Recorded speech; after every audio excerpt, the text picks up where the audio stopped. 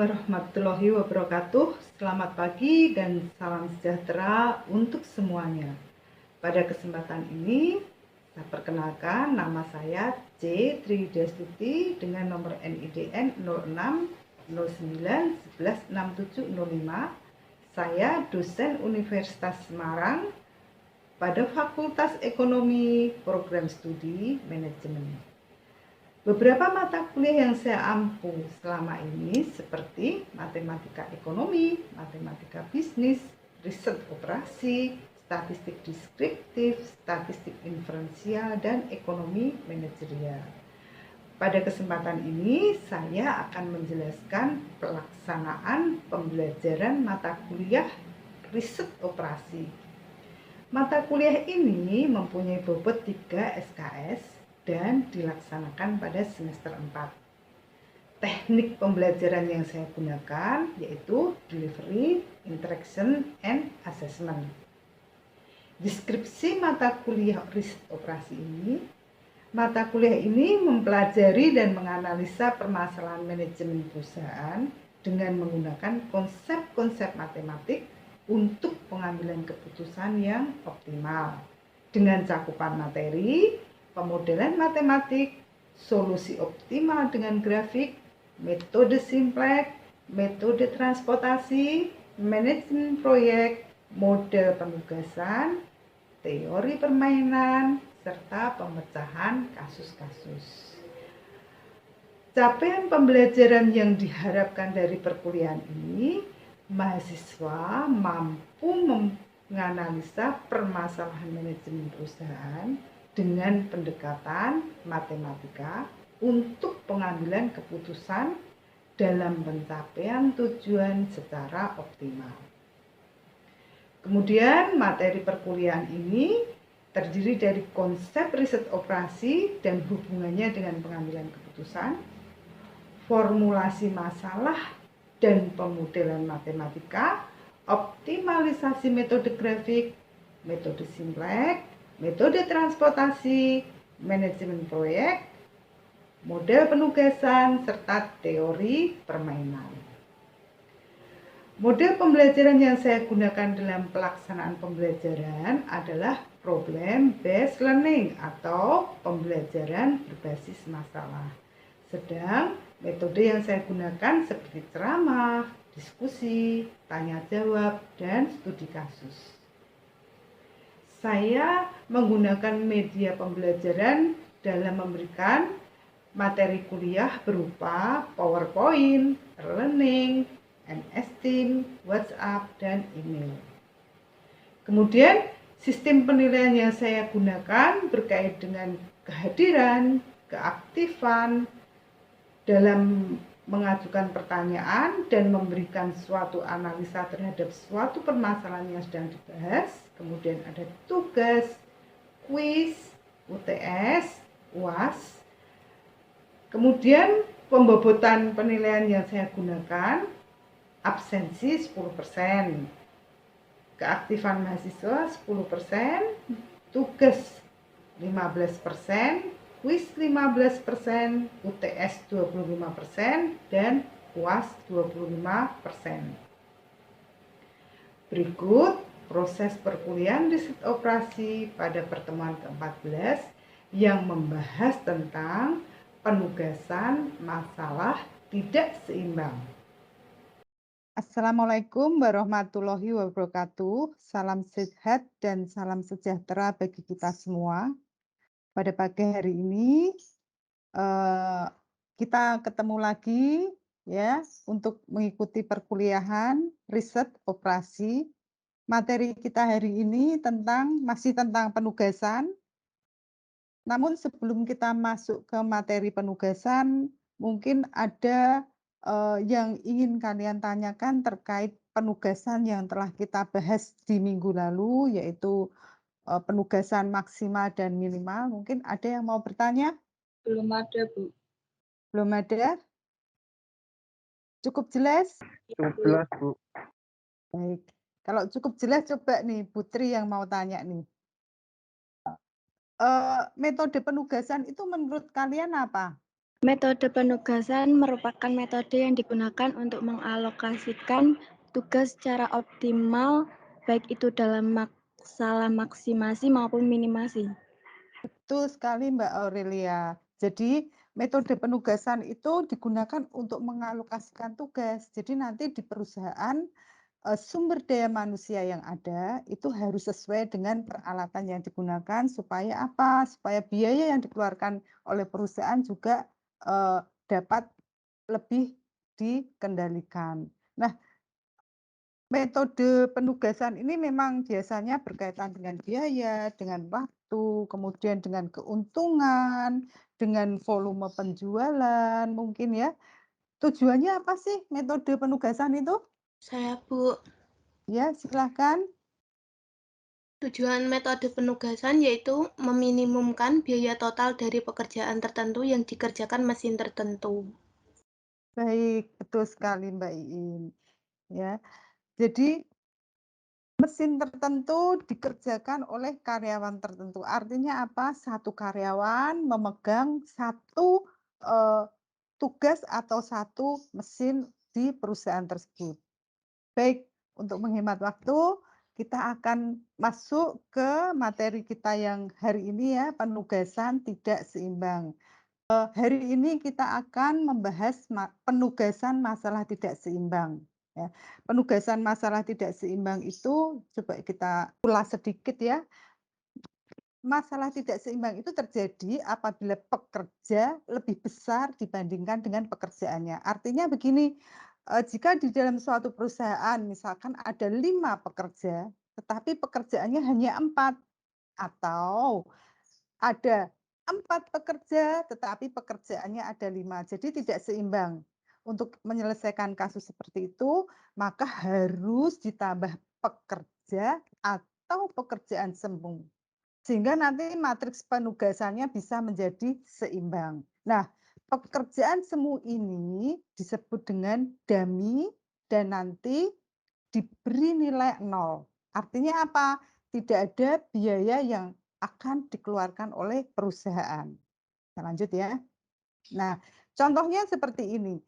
PT Jaya mempunyai 4 karyawan ya, yang akan ditugaskan untuk mengerjakan satu jenis pekerjaan saja. Berikut biaya yang muncul. Kita lihat di sini. Karyawannya ada 4 nih, ada Doni, Niken, Dika, Putri. Tetapi pekerjaannya hanya ada 3. Lalu bagaimana kita menyelesaikan di sini? Ya, kita harus menambahkan satu kolom lagi untuk kita isi dengan dummy. Ya, di sini artinya di kasus ini kita menambahkan satu pekerjaan semu. Satu pekerjaan semu ini kita beri nilai 0 ya. Di sini kita beri nilai 0. Di sini kita lihat di sini Doni juga mendapatkan pekerjaan semu, Niken pekerjaan semu ada, Dika pekerjaan semu, Putri ada pekerjaan semu. Nah, dari semua biaya yang ada di sini, kita akan menyelesaikannya supaya nanti bisa tercapai biaya yang minimal. Nah, kita lihat nih di sini. Untuk mencapai biaya minimal kita harus melihat angka terkecil di setiap kolom dan setiap barisnya. Kita lihat di kolom pekerjaan A, angka terkecil ada 12, tuh ya. Pekerjaan B, angka terkecil 19, pekerjaan C, angka terkecil 15, kemudian dummy di sini semuanya mendapatkan angka terkecil karena nilainya adalah 0. Kemudian untuk menyelesaikannya, setiap angka yang ada di sini kita kurangkan dengan 12 angka terkecil. Ya, kita lihat di sini ya, Doni 44 kita kurangkan 12, ada berapa di sini? 32, Bu. 32. Kemudian 34 dikurangi 12? 22. 22, betul. Kemudian ini lagi sama ya. Nah, kita sudah mendapatkan angka-angka untuk matriks di sini ya. Kita akan lanjut, kita akan mencari biaya minimal. Matriks di sini ini nanti bisa dikatakan optimal jika nanti, setiap kolom atau baris, jika kita tarik garis vertikal atau horizontal, jumlahnya ada 4, yaitu sesuai dengan pekerjaan dan karyawannya, baik horizontal maupun vertikal. Kita lihat. Nah, ini hasil pengurangan tadi ya. Pekerjaan A, pekerjaan B, pekerjaan C, dan dummy, angkanya sudah berubah. Kita cek dulu sebelum kita, menentukan apakah tabel ini optimal atau belum ya, kita cek setiap kolom, setiap baris harus mempunyai angka minimal 0.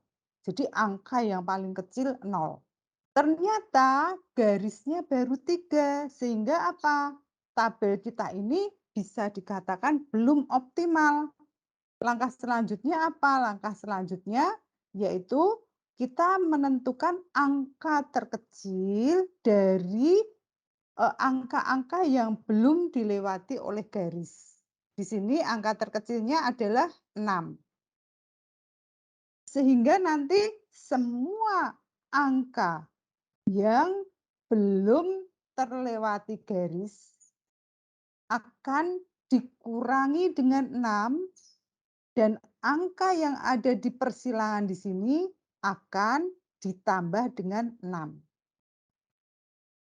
Kolom, baris semuanya harus mempunyai angka 0. Kita tarik garis ya, di sini 1 karena di sini ada 0, 0, 2 kita tarik garis vertikal. Kemudian di sini ada 0, kita tarik garis horizontal. Di sini juga 0, horizontal, horizontal. Sudah ada 4 garis di sini. Kita akan menentukan di sini ya, menentukan karyawan mana yang akan mendapatkan pekerjaan B, pekerjaan A, pekerjaan C atau dummy. Karena masing-masing karyawan harus 1, tidak boleh lebih. Nah, di sini kita lihat Doni nanti akan bekerja atau mendapatkan pekerjaan pada kolom dummy. Kita beri tanda di sini ya. Ini 1 berarti punya Doni. Niken akan bekerja pada perusahaan B. Dika perusahaan C, Putri perusahaan A. Ingat, 1 pekerjaan untuk 1 karyawan. Jadi tidak boleh double-double. Nah, dari hasil ini kita bisa ambil nih kesimpulan. Kesimpulannya di sini adalah Doni mengerjakan dummy biayanya 0, Niken pekerjaan B biayanya 19, Dika pekerjaan C biayanya 21, Putri pekerjaan A biayanya 12, totalnya adalah 52. Jelas? Jelas, Bu. Alhamdulillah. Ada soal yang harus kalian kerjakan. Coba saya share screen dulu ya. Ada latihan soal, bukan tugas. Kita kerjakan bersama-sama di sini. Nanti siapa kalian yang sudah mengerjakan, silahkan. Boleh share screen. Iya, Bu. Siap? Silahkan di share screen ya. Silahkan. Langsung ya, Bu ya. Boleh. Assalamualaikum warahmatullahi wabarakatuh. Nama saya Intan Indria Kania akan memaparkan jawaban tugas metode operasi yang metode penugasan. Pertama, menentukan nilai terkecil dari tiap kolom. Kolom 1 sama dengan 11, kolom 2 sama dengan 12, kolom 3 sama dengan 19, kolom 4 sama dengan 10.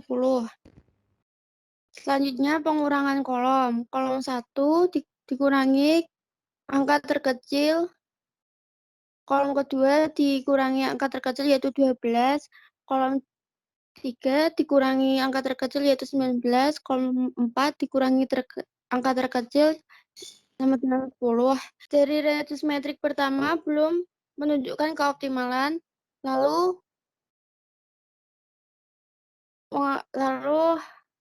selanjutnya radius metrik yaitu mencari angka paling kecil di setiap kolomnya. kolom 1 sama dengan 3, kolom 2 sama dengan 4, kolom 3 sama dengan 0, kolom 4 sama dengan 3. Selanjutnya pengurangan baris. Setiap kolom dikurangi angka terkecil. Kolom 1 dikurangi 3, kolom 2 dikurangi 3, kolom 3 dikurangi 3, kolom 4 dikurangi 3. Reduce metrik menunjukkan belum keoptimalan. Selanjutnya, reduce metrik dikurangi angka terkecil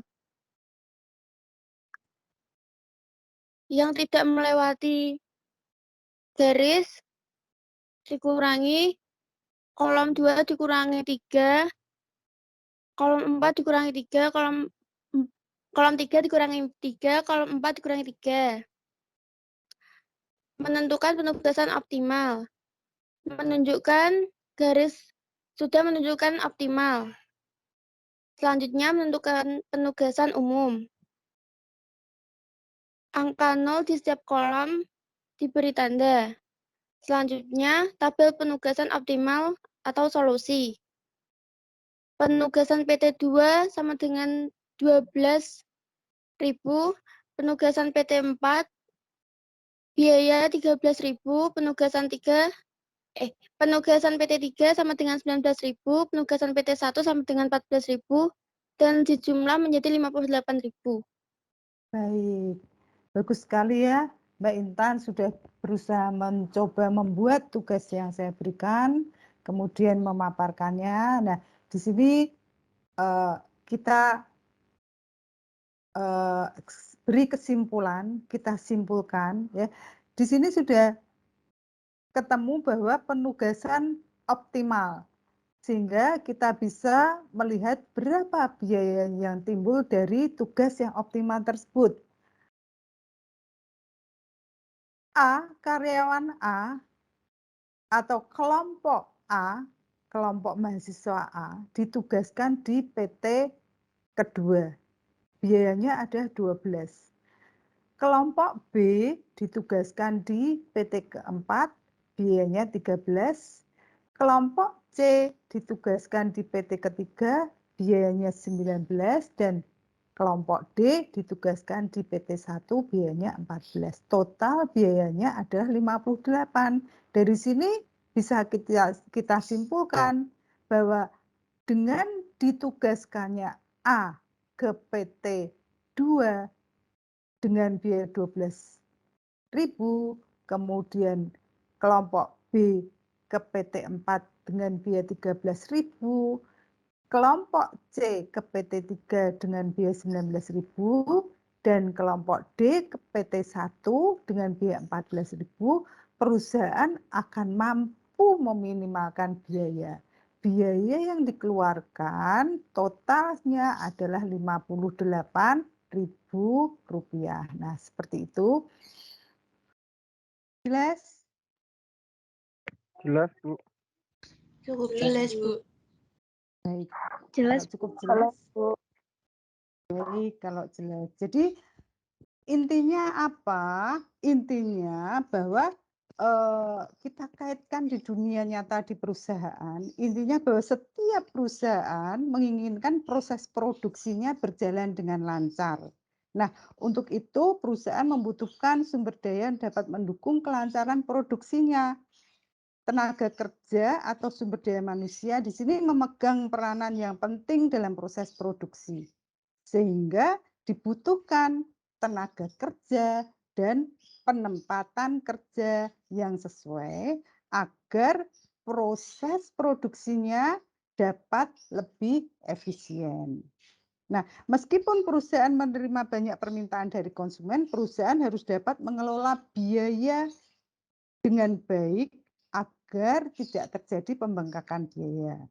Nah, selain itu, perusahaan juga harus dapat menempatkan tenaga kerja yang tepat sehingga permasalahan perusahaan dapat segera diantisipasi. Nah, itu kesimpulannya, dan kalau itu kita terapkan di perusahaan, memang betul bahwa perusahaan harus secara efisien menempatkan tenaganya harus sesuai dengan kondisi perusahaan. Tujuannya biayanya dapat lebih minimum. Nah, ini dari saya. Mungkin untuk materi penugasan masalah tidak seimbang cukup sampai di sini. Sebelum kita akhiri, ada yang mau ditanyakan untuk materi penugasan di sini?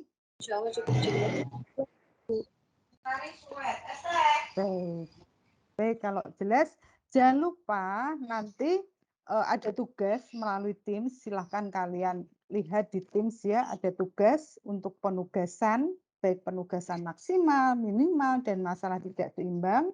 Dan jangan lupa waktu pengumpulannya ada besok jam 8 malam. Silahkan kalian kumpulkan melalui Teams. Dan bagi kalian yang tidak mengumpulkan tentunya tidak akan mendapatkan nilai tugas. Dan bagi kalian yang hari ini sudah menjawab pertanyaan, Mbak Intan juga meskipun tidak sempurna tetap akan mendapatkan poin reward dari saya. Demikian pertemuan kita pada pagi hari ini. Kita akhiri. Wassalamualaikum warahmatullahi wabarakatuh. Demikian pernyataan diri dosen untuk unjuk kinerja Tridharma Perguruan Tinggi untuk Dharma Pengajaran. Wassalamualaikum warahmatullahi wabarakatuh.